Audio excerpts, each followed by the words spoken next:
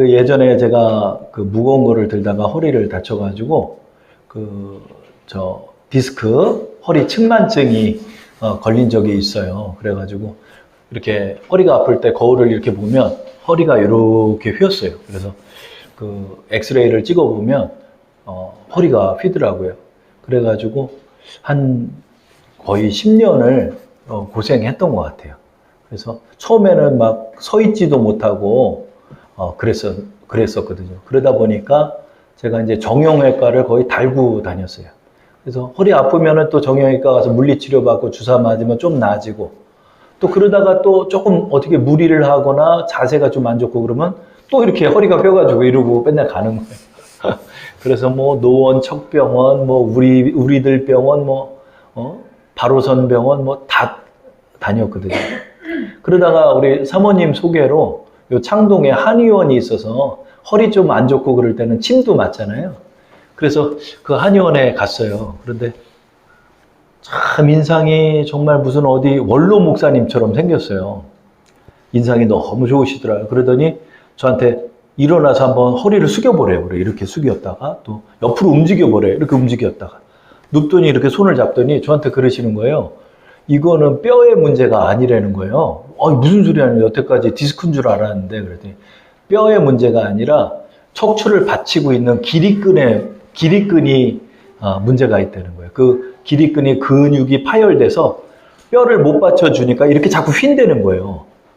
저는 이 한의사 선생님의 그 처방을 처음 들었어요. 그동안 그냥 디스크인 줄 알고 뭐 물리치료, 도수치료, 추나치료까지 이제 받으려고 그렇게 했다가 받지를 못했는데, 그래서 이 선생님의 침을 맞고 뜸을 맞으면서 좀 많이 회복이 됐어요.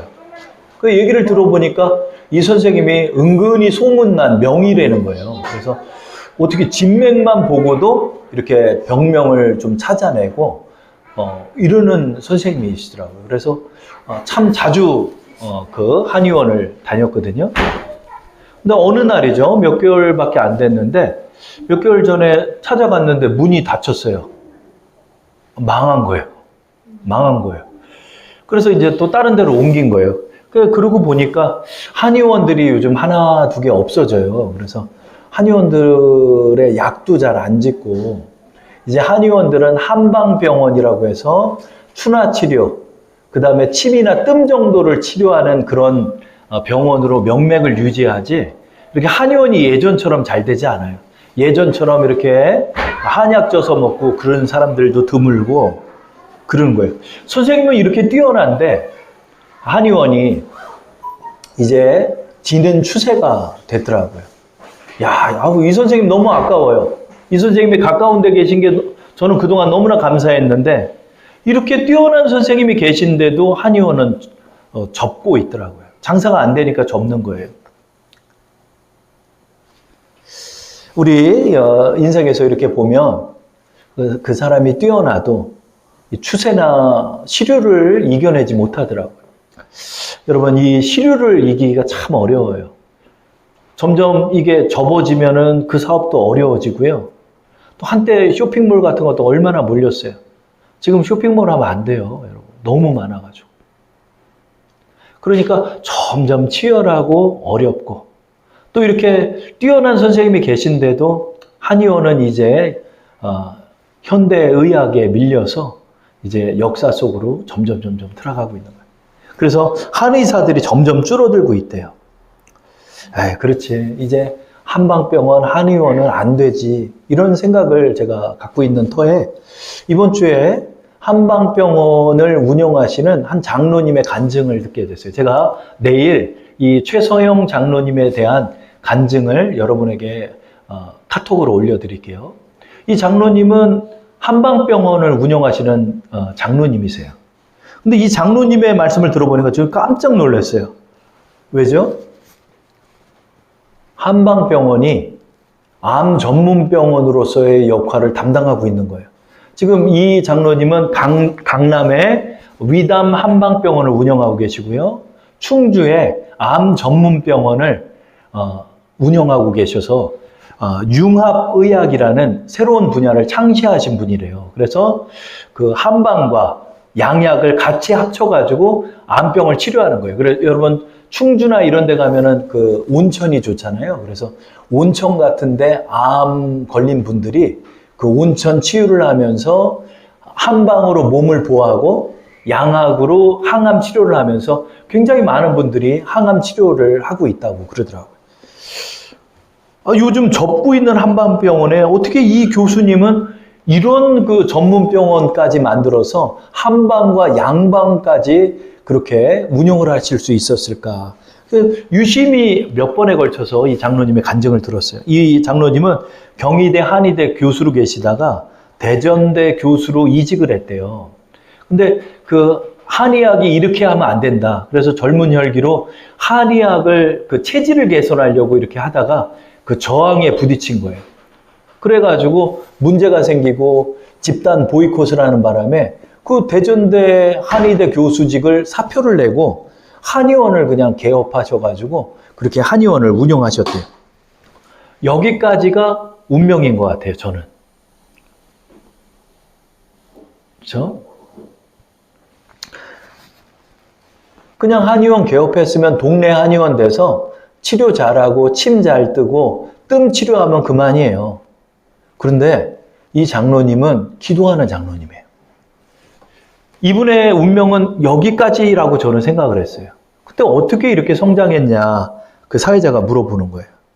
근데 대전대 교수로 계시다가 사표를 던지는 바람에 교수직에서도 물러나고 그냥 동네 한의원을 하는 분에게 여러 교수님들이 이 장로님을 따라서 같이 사표를 냈다는 거예요. 그래서 장로님에게 얘기를 하는 거예요. 장로님, 우리 한번 한방병원 한번 같이 해봅시다. 그래서 한의원으로 계시다가 한방병원을 개업하는데 여러분 한의원 한방병원을 개업하려면 뭐가 필요하죠? 돈이 필요하죠. 14억이 필요했대요. 근데 한방병원 다 팔고 그걸 해도 은행에 찾아갔더니 무슨 담보가 있냐고. 담보가 없어서 그 당시에는 14억이라는 돈이 지금도 크지만은 그 당시에는 더 컸죠. 몇십 년 전에는. 그러니까 대출이 안 되는 거예요. 그래서 이 장로님은 이런 문제가 있을 때마다 청계산에 올라가 월요일마다 기도를 했대요. 근데 기도하고 잠을 자는데 예수님이 나타나셨대요. 꿈속에서 나타나서 이 장로님에게 용기를 주시는 꿈을 꿨대요. 그래서 이 장로님의 뒤에서 예수님이 꼭 안아주시는 그 꿈을 꿨대요. 그리고 일어나서 나만 바라보고 사표 던진 우리 이 교수님들과 이 한의사 선생님들과 함께 병원을 해야 되는데 돈이 있어야 하죠. 하나님 도와주십시오. 근데 그 꿈을 꾸고 난 다음에 어느 날 그 수협인가요? 어디 그 지점장을 만났는데 이러이러한 그 한방병원을 한번 진행해 보려 한다고 한 거예요. 그러나 담보나 이런 것들은 부족하다고 얘기했는데 그 지점장님이 은행 지점장님이 그렇게 얘기한 거예요. 아니 이렇게 좋은 비전이 담보가 아니고 뭐겠습니까? 그래서 6억을 그냥 대출을 해준 거예요. 그 6억이란 돈이 종잣돈이 돼서 이 장로님을 보고 다른 분들이 그렇게 십시일반으로 막 자기 집 담보를 잡고 해서 14억이 모여서 강남에 한방병원이 시작됐다는 거예요. 그런데 많은 사람들이 찾아오는데 이 위가 안 좋은 사람이 찾아왔는데 그 몸무게가 28kg까지 줄어들어서 그 피부밖에 없는 사람이에요. 그 사람을 치료하는데 위를 만져봤더니 위가 너무 딱딱해진 거예요. 위가 왜 이렇게 딱딱해질까? 기도하면서 물어봤더니 하나님께 기도했더니 이 담적병이라는 것을 하나님께서 발견하게 해요. 그 위가 문제가 있는 사람은 위가 딱딱해진다는 거예요. 그래서 이 담적병이라는 병을 찾아주면서 이 한방병원이 위장병 치료에 소문이 나가지고 이분이 심지어는 국회에 가서 이 담적병과 또 한방과 양방을 결합한 암 치료에 대해서 브리핑을 할 수 있는 기회가 되는 거예요. 그래서 이 장로님이 나라에서 30억을 지원해주고 또 투자자들을 받아서 충주에 있는 암 전문 병원을 300억 상당의 병원을 개업하셔가지고 지금도 많은 사람들을 치유하고 계시다는 간증을 제가 들었습니다. 여러분, 동네 한의원을 하던 장로님이 동네에서 존경받고 살 수 있어요. 그러나 거기까지라고 저는 생각이 들었어요.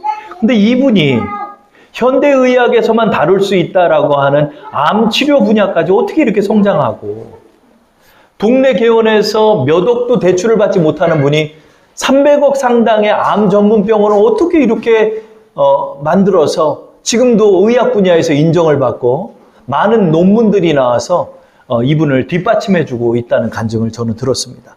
이것이 무엇이 가능할까요? 저는 이 간증을 들으면서 느꼈어요, 여러분. 기도하면 운명이 바뀌는구나. 자, 저를 한번 따라하겠습니다. 기도하면 운명이 바뀝니다. 기도하면 운명이 바뀝니다. 여러분, 한의원 잘 지낼 수 있어요. 존경받으면서 살 수 있어요. 그러나 거기까지예요, 여러분. 여러분, 내가 최선을 다하고 내가 똑똑해도요, 그 사람 똑똑해도 얼마 못 가요, 여러분. 여러분, 세상 살아봐서 알죠? 똑똑한 사람이 빌어먹고 산다는 말이 있어요. 10가지 재주 있는 사람이요, 그 10가지 재주 발휘 못해요. 여러분, 그 사람을 우리 찬양 드린 것처럼 일어나라, 빛을 발하라. 누가 우리의 발에 힘을 얻게 할 수 있을까요? 하나님이라는 거예요. 이 장로님은 말해요. 나는 아무것도 아닙니다. 하나님께서 기도하는데 그런 음성을 주셨다는 거예요. 위는 얼음이다. 이런 마음을 주셨대요. 그래서 위를 치료하는데 따뜻한 한방을 통해서 치료를 하는 법을 개발했다는 거예요. 하나님께서 그 어려운 시점마다 지혜를 주시고 능력을 주셔서 나는 여기까지 왔다는 거예요. 맞아요, 여러분. 한방병원이 이렇게까지 잘 될 수 없어요. 한방병원이 이렇게 유명세를 얻을 수도 없어요. 그러나 하나님이 일으켜 세워주셨다는 거예요. 여러분, 우리 기도하면은요, 운명이 바뀌는 거예요. 우리 기도하면은요, 하나님께서 우리를 일으켜 세워주시는 거예요. 아침에 이제 여러분 그 달력을 다 받으셨죠? 우리 주사랑교회 달력을 여러분 갖고 계시리라 생각합니다. 아침에 이제 출근을 하려고 달력을 딱 보니까 달력이 한 장밖에 안 남았어요. 이제 11월, 12월 겪으면은 이제 23년도 다 가요. 근데 10월의 달력을 딱 봤더니 야베스의 기도라는 그 문구가 제 눈에 보이더라고요. 여러분, 우리 이 야베스의 기도에 관해서 많이 들어왔죠. 이 말씀은 굉장히 유명한 말씀이라서 그 집에다 많은 분들이 걸어놔요. 우리 이 야베스의 기도에 대해서 한번 읽어볼까요? 다 함께 합독하겠습니다. 야베스가 이스라엘 하나님께 아뢰어 이르되 주께서 내게 복을 주시려거든 나의 지역을 넓히시고 주의 손으로 나를 도우사 나로 환난을 벗어나 내게 근심이 없게 하옵소서 하였더니 하나님이 그가 구하는 것을 허락하셨더라. 아멘. 여러분, 우리 이 말씀 야베스의 기도, 이 찬양도 있거든요. 이 야베스의 기도는 저는 그런 줄 알았어요. 그냥 등 따스고 배부른 사람이 하나님 저 지경을 좀 넓혀주세요 했더니 하나님의 복을 받아서 잘 살았다더라 하는 사람인 줄 알았어요. 그래서 이 야베스라는 사람이 누군지를 한번 이번 주에 제가 조사를 했습니다. 그런데 야베스가요, 그냥 아버지도 뭐 부잣집 아버지고 아들도 이 야베스도 부잣집 아들이래 가지고 그 지파 중에서도 유력한 지파가 돼서 그렇게 복을 받으며 살았나 보다 한 게 아니에요. 이 사람은요, 운명을 바꾸는 기도를 한 거예요. 이 야베스의 기도, 오늘 말씀의 제목이 뭐죠? 야베스의 기도, 운명을 바꾸는 기도라고 했죠. 이 야베스는요, 그렇게 유력한 집안의 사람이 아니에요. 이 야베스는요, 척박하고 또 빈곤하고 어려운 삶을 개척했던 사람이 이 야베스입니다. 그 이유가 어디 있을까요? 그 야베스라는 이름에 있어요.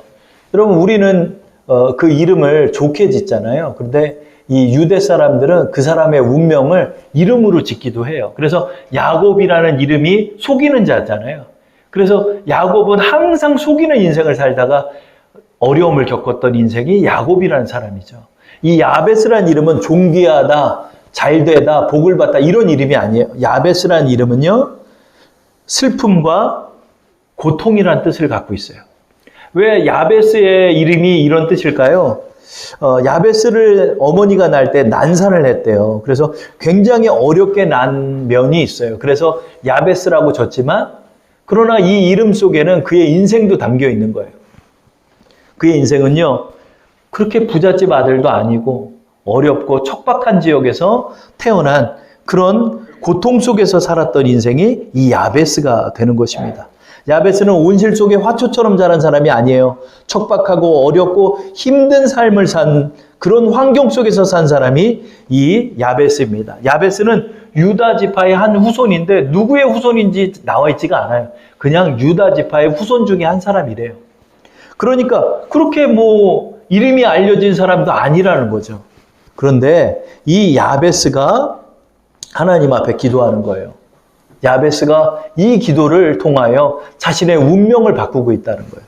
야베스가 첫 번째 어떻게 기도하고 있죠? 하나님, 나의 지경을 넓혀 주십시오. 이렇게 기도하고 있어요. 여러분, 우리는 이 기도를 통해서 저에게 중보 기도도 많이 해주세요. 우리 장로님도 그렇고 우리 사모님도 그렇고 우리 목사님 지경을 넓혀주세요. 이렇게 지경을 넓히면 우리는 좋으니까 지경을 좀 넓혀주세요. 더 큰 집으로 가게 해주세요. 이렇게 우리는 이 기도를 빗대서 많이 기도를 합니다. 그런데요, 야베스가 지금 이렇게 기도하고 있죠. 하나님, 하나님께 아뢰어 이르되 주께서 내게 복을 주시려거든 나의 지역을 넓혀주십시오. 이렇게 기도하고 있잖아요. 이거는 듣기 좋은 기도이지만 사실은 불가능한 기도예요. 왜 그러냐면 이스라엘 민족의 12지파가 이집트를 탈출했죠. 그래서 가나안 땅, 지금 전쟁이 일어나고 있잖아요. 저 가나안 땅, 이스라엘 땅으로 입성하게 됩니다.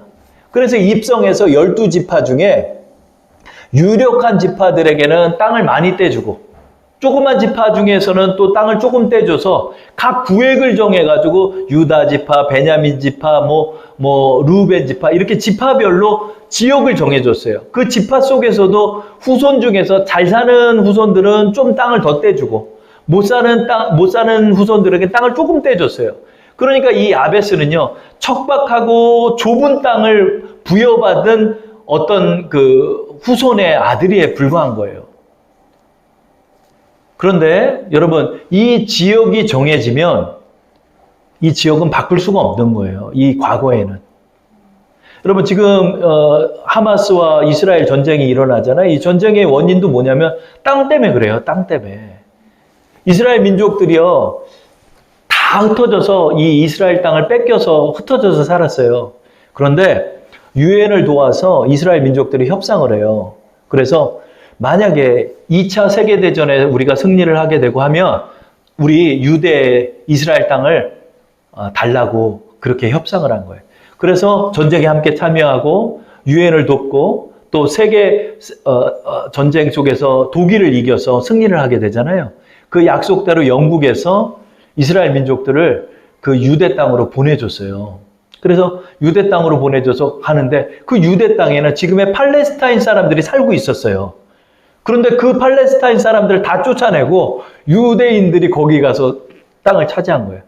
그래서 밀려가지고 하마스, 그 가자 지구, 그 지중해 연안의 조그만 땅을 거기다 성벽을 만들어가지고 거기다가 그냥 200만 명을 몰아 넣어버렸어요.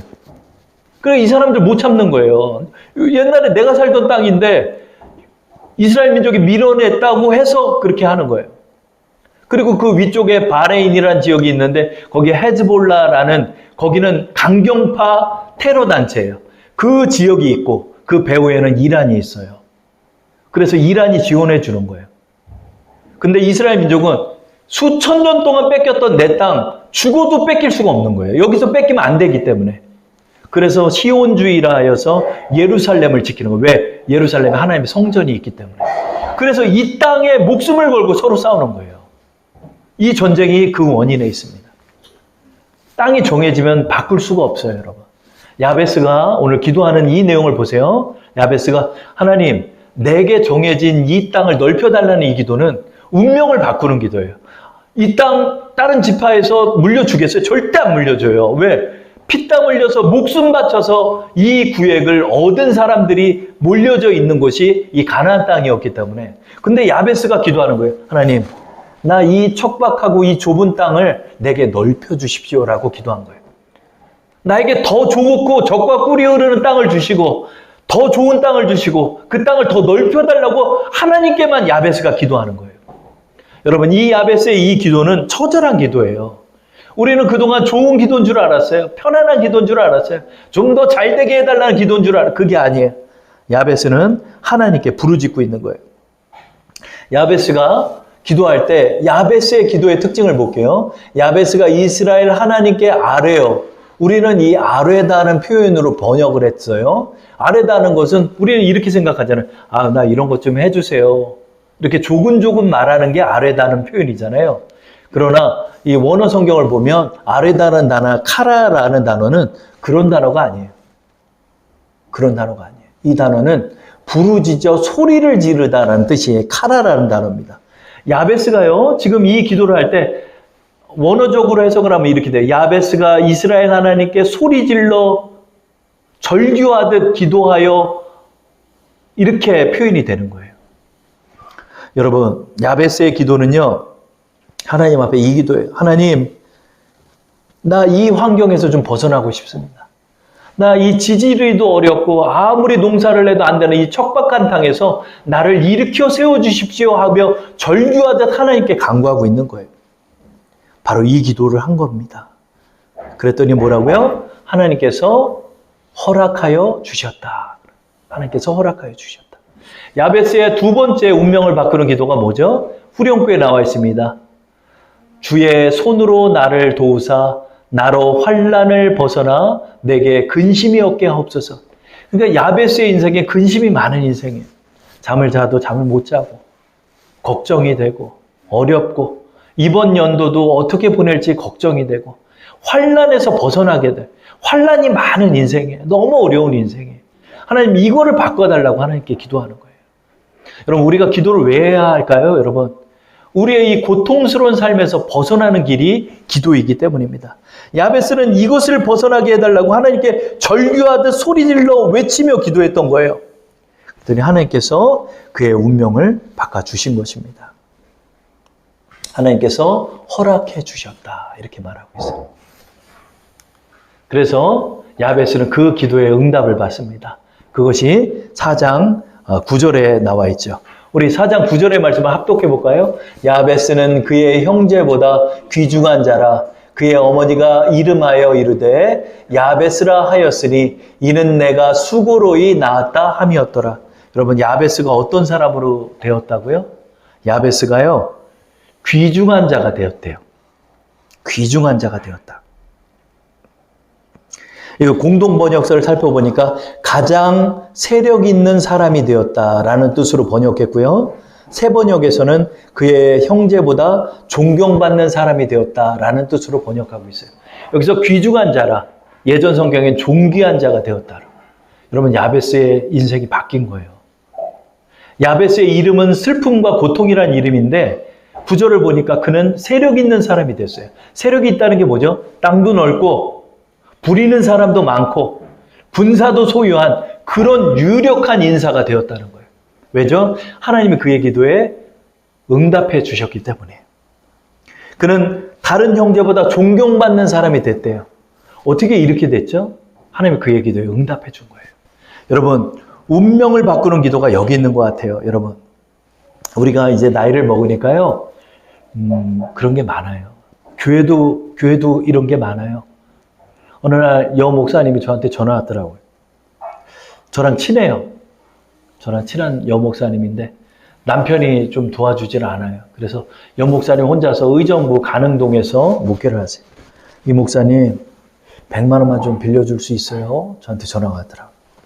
왜요? 그랬더니 월세가 밀려서 어려워요.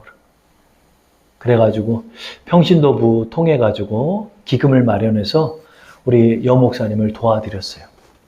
지금 여 목사님들 집으로 들어가는 분 많아요. 왜냐하면 월세를 감당 못하니까. 여러분 작은 교회도 그런 운명인 것 같아요. 작은 교회도 많이 접고 있어요. 더군다나 3년 동안 코로나가 있었기 때문에 코로나 때문에 작은 교회는 타격이 더 많아요. 큰 교회도 어려워요. 왜요? 대출 안 받은 교회가 없어요. 저 삼성동에 있는 우리 또 함께 하시는 목사님은 대출 30억 받아서 했어요. 어떤 분은 또 대출 받았다가 그 대출을 감당을 못 해가지고 경매로 넘어가기도 하고. 여러분 이것이 요즘의 시류예요.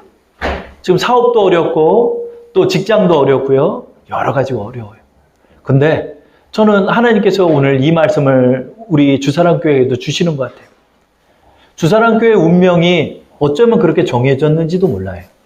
여러분 우리의 인생도 정해졌는지 몰라요. 그러나 야베스처럼 하나님 앞에 의지하고 하나님을 붙잡고 나가면 운명이 바뀔 수 있다는 거예요. 우리 최서영 장로님 14억 달라고 기도했다. 하나님 앞에 기도하는 거예요, 여러분. 바꿀 수 있구나. 야, 되는구나. 되는구나. 여러분, 우리는 이것을 바라보고 나가는 거예요. 여러분, 우리의 힘으로는 안 돼요. 그러나 하나님께 의지하면 된다는 거예요. 왜? 하나님 전능하시잖아요. 하나님 여러분 도와주시잖아요. 야베스는 이걸 안 거예요. 하나님, 나 이 손바닥만한 밭대기 하나 하면서 살고 싶지 않아요, 하나님. 하나님, 여기 아무리 심어도 안 되는 이 척박한 돌밭이에요. 하나님, 나에게 지경을 넓혀주세요. 야베스 이 기도를 하는 거예요. 다른 사람 이 기도 안 해요. 그러나 야베스는 이걸 알고 기도한 거예요. 하나님, 나 평생에 내 이름처럼 슬픔과 고통 속에서 살아간 인생이 야베스란 이름입니다. 하나님, 나를 환난에서 벗어나 근심이 없는 인생으로 바꿔주십시오. 라고 하나님 앞에 절규하면서 기도하는 거예요. 10년을 제가 목회하면서 하나님을 의지하면서 기도하는 거예요. 하나님, 기도가 이런 것이군요. 하나님, 내가 이것을 믿기를 원합니다. 나의 이 환난과 근심을 벗어나게 하옵소서. 여러분, 누구 의지하겠어요, 여러분? 최소영 장로님, 어디서 14억이 나옵니까? 어디서 14억이 나와요? 몇십 년 전에. 어디서 300억이 나와서 충주 한방병원을 만들 수가 있습니까? 이거 하나님이 하신 거예요, 여러분. 하나님이 하셨다는 거예요. 여러분, 이거를 믿으시기 원하십니까? 아멘 한번 하죠. 이걸 믿으시기 원하십니까? 여러분, 돼요. 하나님 여러분 도우세요. 여러분의 운명을 바꿀 수 있습니까? 이 시류 속에서 내가 망하는 게 아니에요. 길이 있어요. 하나님이 길을 마련해 주세요. 여러분 뒤에서 여러분을 안아주시는 분이 예수님이에요. 우리는 이거를 믿기를 원합니다. 우리 주사랑교회도 이거 믿기 원해요. 하나님, 작은 교회의 운명은 뻔해요. 작은 교회의 운명은 뻔해요. 그러나 하나님 운명을 바꿀 수 있습니다. 하나님이 함께 하시면 됩니다. 저 이걸 믿기를 원합니다. 하나님, 그래서 기도 속에서 야베스와 함께 비전 속에 설계하며 기도하기를 원합니다. 기도하면 하나님을 만날 수 있고 기도하면 하나님이 역사해 주십니다. 야베스의 기도에 여호와께서 허락하셨더라. 여러분, 이 후렴구를 보세요. 얼마나 아름답습니까? 하나님이 그가 구하는 것을 뭐요? 허락하셨더라. 여러분의 기도 속에 하나님께서 이제 여러분의 기도를 허락하실 것입니다. 이 허락하다는 단어는 원어적으로 보면 이루어 주셨더라라는 뜻이 더 강해요. 하나님이 이루어 주시는 거예요. 여러분의 가정의, 직장의 문제, 가정의 문제, 사업의 문제, 우리 교회의 문제, 요즘의 모든 시류의 문제, 이 모든 것을 무엇으로 바꿀 수 있다? 기도로 바꿀 수 있다는 것입니다. 기도로 바꾸시며 여러분의 운명을 여러분의 비전대로 설계하시고 하나님의 이루심을 경험하는 우리 주사랑 성도 되기를 축원합니다.